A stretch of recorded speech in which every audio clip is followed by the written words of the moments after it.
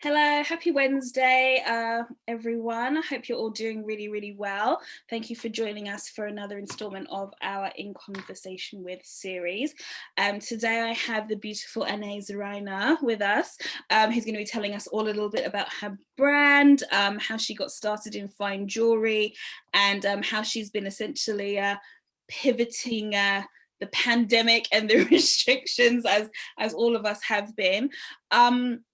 Hi, Anai. Thank you so much for joining me. I'm really pleased that you were able to do this. Yeah, no, it's great. I'm very excited too. Amazing. So you're currently based in Paris, right? Yeah. Yeah. I'm currently based in Paris. Awesome. Beautiful city. Can't complain. I don't know. I didn't tell you before, but I'm like, Paris is definitely one of my favorite cities. It's been really sad because usually I try to go twice a year, and obviously we haven't been able to go, and I'm just like, I miss it so much. Yeah, no, I can imagine. Well, we miss all our tourists, so yeah. It'll be nice when things get back to normal once again. But anyway, we'll be getting slowly. I know. But I would love everyone to just to get a little bit know, if they're not aware of, your brand, how you got started, and just kind of give us a little bit of more information about yourself. Of course.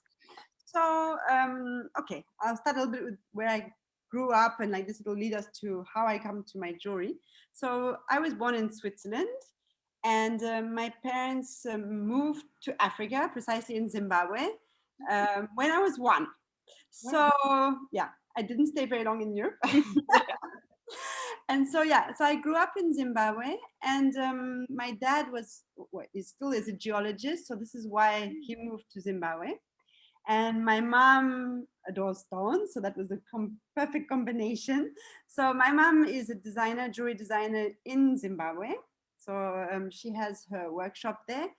So I guess, as a child, I was confronted to discovering how you mine stones, because I would go on the mines with my dad. And my mom had her whole workshop. So I also got to see how the jewelers worked, and how, I guess, I got familiar to the workshop environments. And then from there, so I finished my studies, and I was like, okay, I really enjoyed creating. I've always loved drawing. I used to like to do ceramics. So I was always very lucky to be confronted to different artisan workshops. And therefore, my mom had this jeweler that she adored in Harare, and it was like the main jewelry store, but very classical jewelry. And he offered to take me on board as an apprenticeship.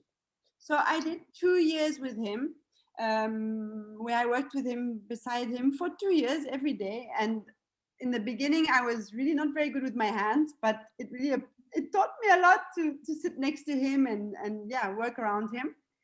And then after 2 years, I felt like I was kind of getting to the end of what he could teach me.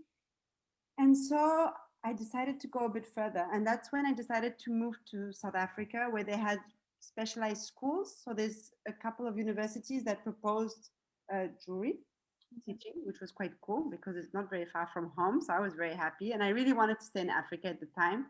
So I moved to Durban, which had a great university. And I did 4 years there, where I really learned, obviously, the classical jewelry. And then I moved to the more design part, which was great because they really pushed us to the max to find things outside of our mind. And I think that's what really taught me, and what really brought a lot to me. And what I have to say about Durban was that it was quite an interesting place, because it's a real melting pot, in the sense that there's a lot of cultures. So we were confronted to the Zulu culture, the South African, the Boer culture, and then the Indians, because it's the biggest port where they had slaves in the past, which came from India. So I guess that whole melting pot of cultures really brought a lot to my work. Amazing. So you had lots of influences, lots of inspirations to draw from, kind of like constantly being confronted with that. Yeah, and they really pushed us. They pushed us in different techniques in ceramics, and how to think out of the box. Mm-hmm. And I think that's what today has really brought me to my very distinct texture in my work. Amazing. So how do you go from sort of obviously clearly wanting to be a designer and going through studies to actually thinking I'm going to build a brand? Like, how does that start to form and what have you? I think I was very, very naive. And Okay. to this section right now. It's a good question. Listen, uh, I I always found my parents doing things. So my dad, like I said, was he's a geologist, but then the company for whom he was working, they stopped, and he decided that he wanted to continue in Africa. So he kind of improvised different things and different ways to extract stones. And my mom, being very creative, also was very, yeah, I guess she always found ways to also make her work get known. And I guess by seeing them, I was like, yeah, well, why can't I do something? So what I proposed in the beginning was for my mom to open a store with me in Paris. Right. But okay, so we started off with her jewelry in Paris, and then I realized that, yeah, it gave me the chance to start my workshop and to start knowing a little bit how things function. Like I said, I was very naive. I was like any old good tourist. I arrive in Paris and I'm like, oh wow, Paris, this is the place I want to come and live in. But yeah, big cities are very challenging, yeah, especially coming from somewhere where in Africa you're well how to say, it's a small town, people know each other, word of mouth is very easy. When you're in a big city and you have no one that you know, it's complicated. Yeah. So anyhow, I found this beautiful little store in the middle of Paris in a very nice area, in a very quaint street, very charming. And I don't know, it all kind of happened by itself. It went very fast. So I arrived in April, and in October I found the place, and I was like, okay, this is where I'm going to open the store. But I had no idea about anything. I didn't know anything about marketing. I didn't know anything about how all the paperwork that comes to jewelry industry. Because of course, when you're at school, you learn one thing, but you don't really learn how to survive in the big world. You know, you have this whole artistic thing going, but that's about it. But this is a huge thing, I think, with design in general, jewelry, ready to wear, that, if you're studying design, there's sometimes a bit of a lack with the business, the actual practicality of Completely. doing the business side, right? But that being said, I think it's also great when you just kind of plunge in there and you learn. Because the thing is, one thing is, of course, you have the technical part at school and you could maybe learn a little bit more about it. But I guess it's also experience, because you need to have courage of how to talk to your clients, which clients, how to respond to them. And all of that for me is really experience. And it's true, like, yeah, I guess for me, I've been now in the industry, I've been in my shop for 15 years. So Amazing. I'm still in love with this place. But yeah, there's a lot of sweat, tears, and I guess it wasn't always easy, because in the beginning I really had to persevere. And I was, yeah, I didn't really know, clients, it was all new for me, and how to react to them, it's not. But the good thing is that it gave me the chance in the beginning, and this is where I'm very grateful to my mom, is that, yeah, I was selling her jewelry, and it gave me the chance to also make my little nest. So to find where to buy the gold and where to buy the silver, and then also how to expose your work, because that's also very important, is how to put your work, it's one thing to make jewelry, but then you also need to find ways of how to expose it so that it makes a beautiful universe. Yeah, I think it's really interesting. Oh, absolutely. And I think it's interesting to also go to a place like Paris, where people go to this city to buy jewelry. So you're sort of surrounded by, not just sort of the very well-known super brands, if you want to call them, like Cartier and Boucheron, but then also there's, everywhere you turn there's a jeweler, right? There's something quite unique, so you're having to differentiate Completely. in this city as well. Yeah, and I think what's really interesting with Paris or any big city, as an artisan, I think it's interesting because you're always challenged to go further. There's always the fact that you need to see what's going on, the mainstream, the fashion, the what clients are asking for. And I find that very stimulating, because yeah, I think if I was in a small place, you could kind of get into your routine and not go further. Whereas Paris for me, it's really challenging, because you never stop, whether it's commercially or even in the creativity, there's always things going on. Absolutely, it's a real grind. It kind of keeps you going, right? Oh, yeah, keeps you going. Huh? And the thing is, at the moment where you start to sleep, I think that's when you, especially today, I think that's when you know you've kind of reached your limits, because you continuously have to renew yourself. Yeah, absolutely. I mean, when I'm looking at your pieces as well, they are very identifiable, very unique in terms of the if you want to say the construction, in terms of, you know, it's very like, oh, that's and you can tell instantly, and obviously you have this thread that runs through. So how did you kind of land upon this kind of signature way of working with the metal in the way that you do, the way, the types of stones that you like? How do you get there? So I was really marked by the techniques that I was exploring at university. Of course, when I started off, it was really rough. My pieces, they were very chunky. They were very organic. And it's funny because the French, they like very delicate things, and they love the word petit, which means small. So you know, everything is un petit café, a small coffee, and and the jury, they like thin things too. So my challenge was to convert my work into something much thinner, much easier to wear, it was a great challenge, because it's true, my first pieces were in silver and they were very generous. And so to get to this very refined pieces, I guess I learned I kind of explored a new technique, which is chiseling. It's something that really brought a lot to my work, because it refines my work, and at the same time I create my own tools, which means that my signature's always there, because it's my own tools that I've made. So each piece is really marked with my hammer and my tools. And I guess, it's technique that I totally adore. And I feel like it brings me into so many different ways. So yeah, in the beginning I really like to work just gold, and now I'm starting to rediscover stones, because I think, having grown up with stones, I was enough of stones. I was like, my dad had stones everywhere. Wherever you looked at, there were stones. And I was like, no, no more stones, not for me. So, so I really explored working the metal. And now I got back into stones, and I'm loving it. So I guess, it really helped me to evolve in my work too.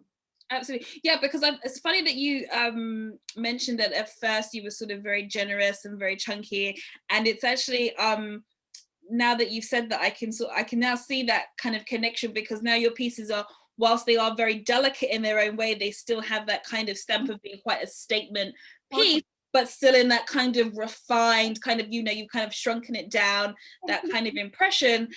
It's really, really clever, and the idea that you're making this yourself with your own tools means that you can kind of continue to be very specific in that design as well.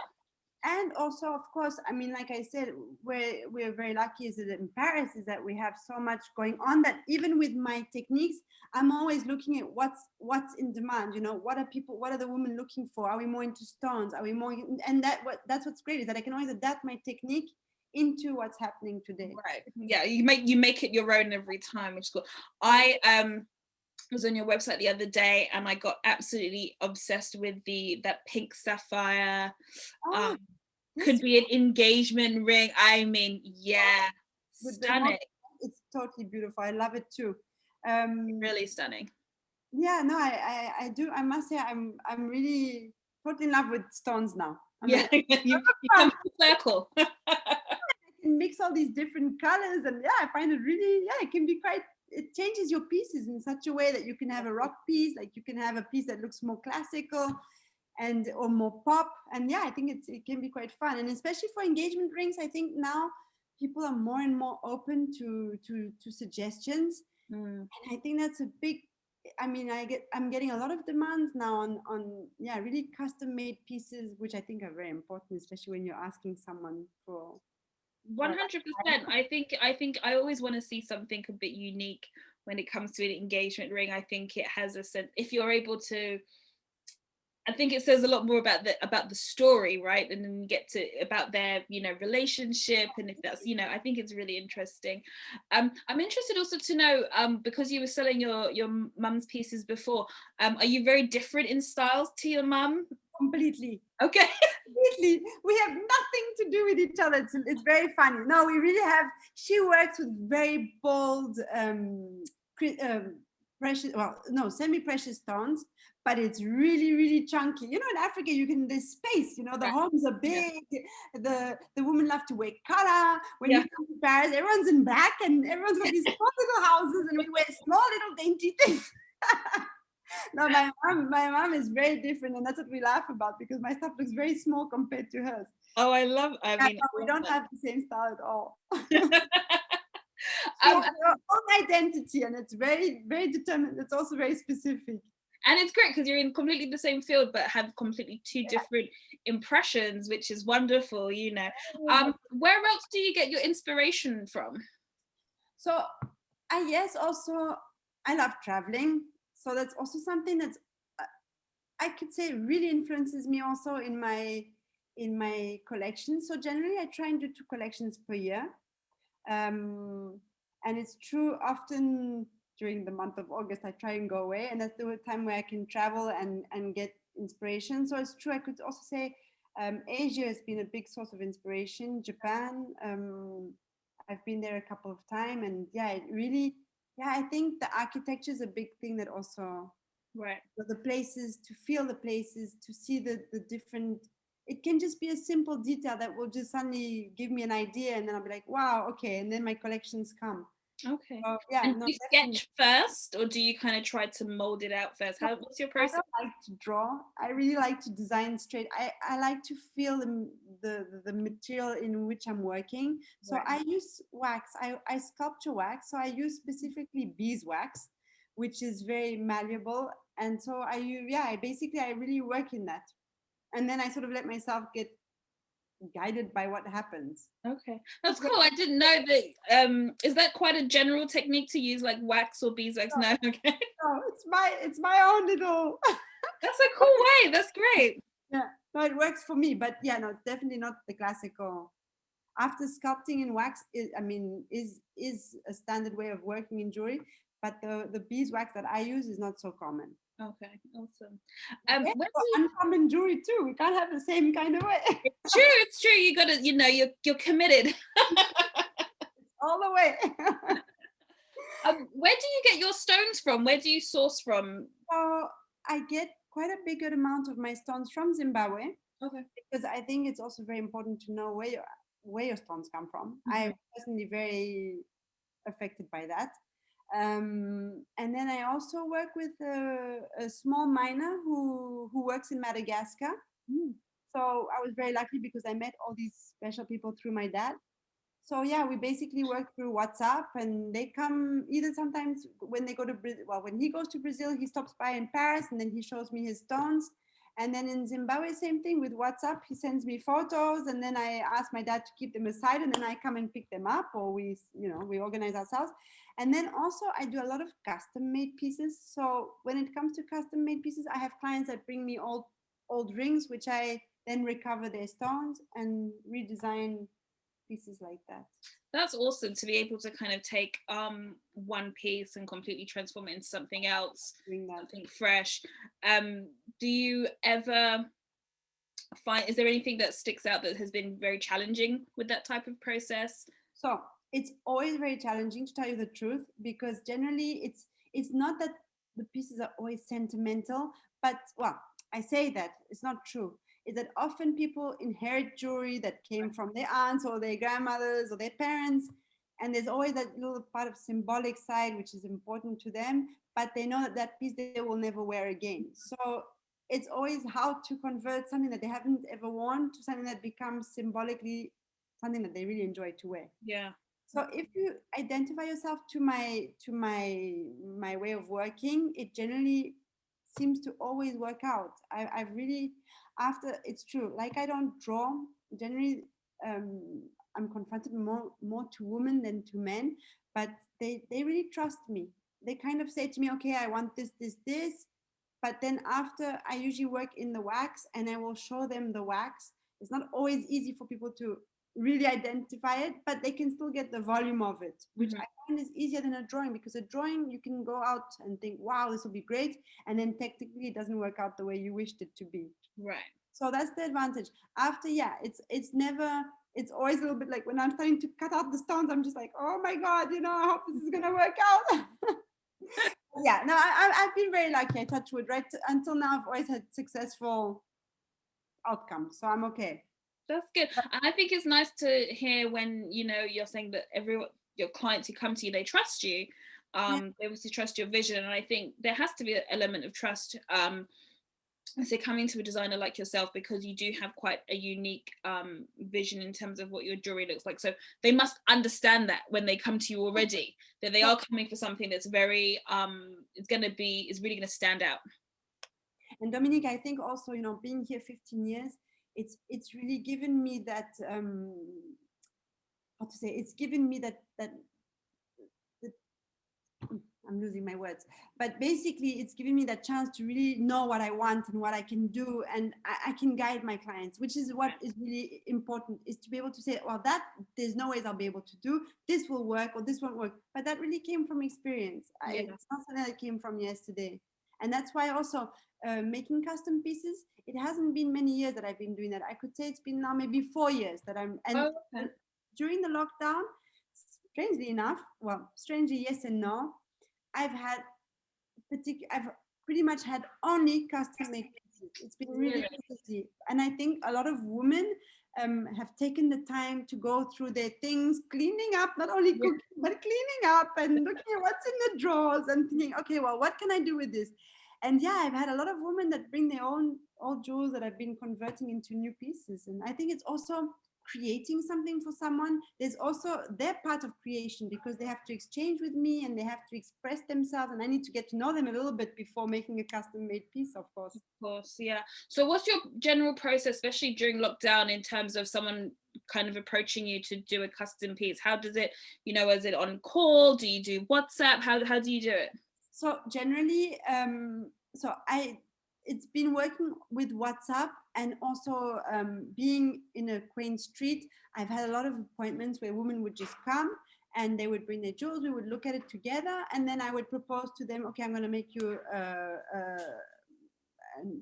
prototype, and then from there so there was a real exchange between them. And then I've had also this configuration where people send me WhatsApp with their photos, and then I do the wax mold, I send them photos, and then they project. Some can project and some can't project, so it's not always easy. But those that, yeah, I guess I've just had a lot of trust in my procedure, which is really great. Yeah, amazing. Are there any pieces that you've been able to work on that really stand out, that you've really enjoyed? Or maybe found really challenging and didn't enjoy? You mean like custom made pieces? Yeah. Thing is, I really work with my heart. So each piece that I make, I fall in love with them the same way as if I was making my own collections. So I couldn't say that there's pieces that I prefer more or others. But after, what's challenging is that some clients are much more or are very like picky, and they look into details, and sometimes you're like, okay, well, when you're creating, you also need to leave a bit of space for that creation to come. If you're too picky, it becomes complicated as well. But no, they've all been okay. I can't say there's been too many problems on that side. I think that's nice though. I think if you're able to always say that every single piece has been something like different, or that you've been able to enjoy it, it goes to show that you have a process that works. Yeah, that's true. Yeah. And you have relationships that are able to, you're obviously connecting with clients in a particular way, and I think that goes a long way. As you know, our membership is very specific towards personal shoppers and stylists, and I think it's the same. There's a lot of parallels in that sense of the type of things that you get to work on. Sometimes some are more challenging than the others, but essentially you kind of love the differences of those challenges each time, because it's a different person, able to connect and do something different with each client, right? And I think also, Dominique, it's important to, I think when things start to go a bit funny, it's also, I think, is to reassure the client. I think when you start to lose yourself, it's because the client is not feeling confident in what you're proposing. And I think that's why I today I know what I'm doing, and therefore I have that confidence. And when I start to undo a ring, I know that at the end the ring will be the way I wanted it to be. And that's why it's very important to have that moment of trust. So it's true. The ones that are more scared, generally, I will then do um, a semi custom made piece, which would be more like, you let's leave. We would go on one piece of mine, and then instead of maybe, the perfect example is this ring here. It's my signature ring. Yes. But what's great with this ring is that you can choose the stones, for example, that you want to set. And from one setting to another, the ring changes completely. So that's more, let's say, semi-custom pieces. Yeah, or there's a model that they like, but maybe the stone is too small. Then we can improvise that. We would change it would just be smaller modifications. When you start off from zero, then you really need to trust and really be confident of your choice of designer, I guess. But it's like clothes, it's the same thing. If you don't like what the collection is like, well, there's most likely chances that you're not going to like the creation at the end. Absolutely, exactly. That makes complete sense. Right person. Yeah, for sure. Important personal shoppers to really know what the client wants, because when you're going to do a custom made piece, well, they definitely need to like your style. Oh, 100%. And that's something that I always used to talk about with my team and back in the day. And I used to sort of talk about being confident and being an authority within a conversation of what you would like to do for this customer, because like you said, they'll look, if they don't have trust in your ability or your confidence, it is not as good. And you have to be able to give them those assurances to feel like you know what you're talking about. And then but really and truly, you have to also know what they like or anticipate what they are. And sometimes you do have to build rapport with that, like you said, you were saying you have to get to know them a little bit to kind of inform the design. And it's true, you have to know, you do have to get some clues of their personality. It can't just be design and questions alone. There has to be a sense of who they are. I have one client right now, which has been a great experience, because at first she came, I had no idea, she just walked in and she was like, okay, I like this. I was like, okay, perfect. And then a couple of months later, she came and she was like, okay, we're going to design jewelry now. And at first I was like, oh, but I don't really know you. So we started drinking coffees, and she would come and I'd ask her questions. And now we're on the third ring, and it's like, wow, the more I'm starting to know you, the more it's starting to become fun. It's also, it's also fun for me to get to know the people, Yeah, there's so much can be done with a coffee, right? Yeah, a lot. And of course, cakes and chocolates, and then all that time. Absolutely. How long roughly does your custom pieces take, or your semi-custom pieces? Listen, I generally try and do between 3 and 6 weeks. But now it all depends. It varies of how complicated the piece will be. Sometimes things can come in like 5 days. It really all depends also on how the creativity flows. But anyhow, I try and make my custom pieces in 6 weeks. Wow, that's very quick. Yeah, no pressure. Okay, for the moment that's what it's like. But I mean, I don't always really calculate my timing, because generally the people, of course, if I have a lot of clients which are really sweet and will say to me, oh, there's no rush, or I have one client who's left me so many stones and we're still creating, and it's been a year that we make rings at different moments. I'm like, this I know it'll work for this stone. So she's kind of left me her things, and we've been creating a few pieces. After, you have those who want to do engagement rings. Of course, when I have a priority of dates, those are the ones that will come through. And then when the others are like more like, okay, it's a gift for no specific occasion, well, then they kind of leave me do what I want. Nice. So you have a little freedom there rather than always being on deadline, which is great.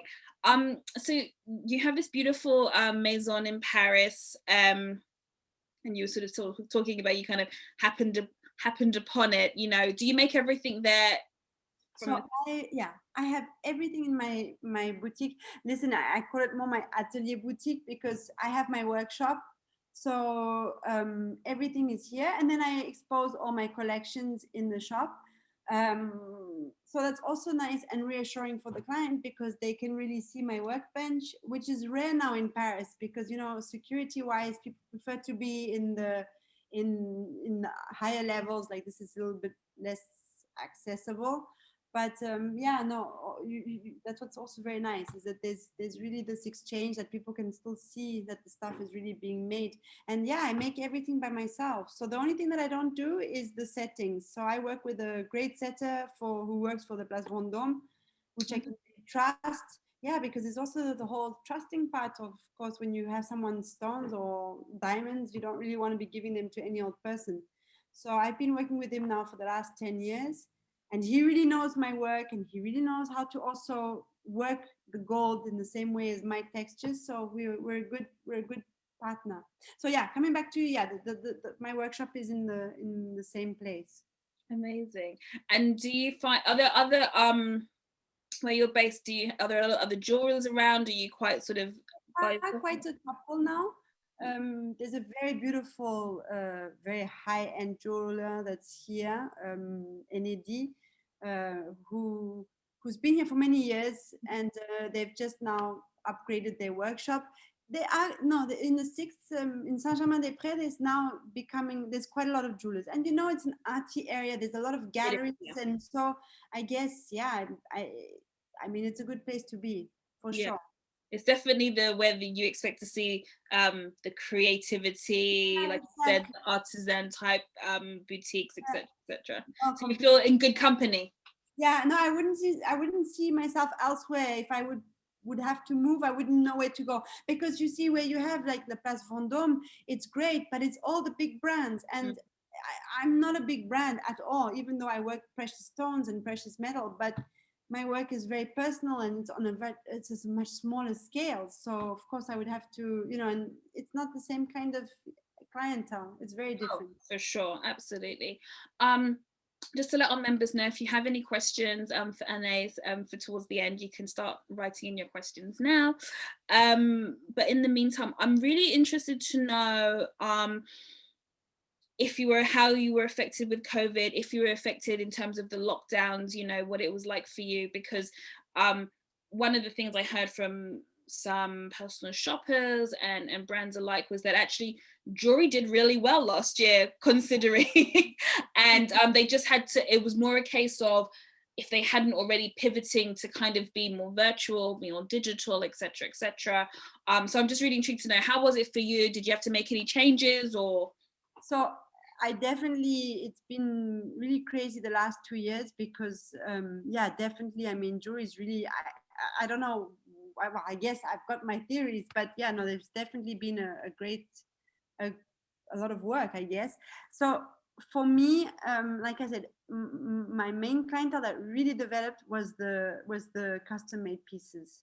I've never done as much custom made pieces as this right now. um, Even though you would think all the wedding things as well, those have all been put aside, Mhm. but they were just for pleasure. Really, women wanted to have, a beautiful ring, and like they also say, is that yeah, I guess the money wasn't going into holidays and restaurants and clothing. Well, where to wear your clothing, if it's just to see in your house. And I guess jewelry, the advantage is that it's not really like a fashion. Obviously, a ring can last. I mean, it's not something that will just suddenly disappear, or next year it will be out of fashion. Yeah. So there's that. After the digital, like I said, I'm still very lost in the. I mean, I'm trying to follow up, but it's difficult because my clientele at the moment, I don't know how responsive they are to this whole. They're there, but I don't know if shopping is. mm and my clientele, anyway, I'm not too sure how they function on all these internet stories. Of course, the website has been a great help, and it gave people time to really discover who I am, and yeah, I guess also see, of course, the prices. It helps to have an idea of having. I think websites are very important today. Yeah. I was just very lucky because I was always open. So I would come here and work at my workbench, of course, and then the woman would come and see me I guess, discreetly in when they could. Right, absolutely. I think that's great. I think it's amazing. And like you said, it's this nice shift of I think we saw a lot of focus around becoming more sustainable and in general. And I think in terms of jewelry, what's been really cool about that is like you said, taking something that you have inherited but would never wear, or something that you want to change, really means that you're being able to do that, and you're being more considered. And so, like you said, you're not going to have a piece that you're going to get bored of in a year's time, because you've created it for who you are. So there's a longevity with these pieces that means that you will want to spend invest the money, the time, and the value into those types of pieces. Completely. And Dominique, I think also what's really important that this is for me, my opinion, of course, now, but with COVID, I think it made the whole society slow down. And I think we were consuming in such a way that, I don't even know how far and where we would be going. I think what I really realized is concerning my kind of work is that I don't have quantity, but I try to really work in quality. And this is why also the women I work with, they're very generous with me, because they usually give me the time, and they've already had the Cartier ring or the Van Cleef piece, and I think they're looking now for more down to earth objects, where they don't have to consider it just for a cocktail evening. They could just wear it, anywhere. And I think going through their things, and also, like you say, sorting out your stuff and not having so much things around you, maybe having all this jewelry sitting in a I don't know how you say it in English. I've forgotten the words, but just locking up your jewelry somewhere, and not it's a bit sad, and like they say, we rather just just wear it, Yeah. casually, than having these pieces that would be only for a cocktail or Absolutely. And you can always feel nice, right? of course, I'm not saying that you can't have the cocktail ring, but it's just that I think a lot of women who have obviously the money, but they feel like they can also wear simpler things. Yes, I think absolutely. simplicity is becoming now really a big message to the universe. I think Oh, we need absolutely. now, Yeah. So we have some questions here for you to answer from our viewers. One of our members, Gennady, he's asked us, what was the idea behind your decision to recreate new jewelry from old pieces? It's a good question. I don't actually. Yeah, it's a good question. How did it come? I think yeah. I had a lot of clients who really liked my work, but often the stones were not huge. And I had a lot of clients who kind of felt like, because I had my atelier here, they felt like they could ask, And I know, in a very timid way at the beginning, but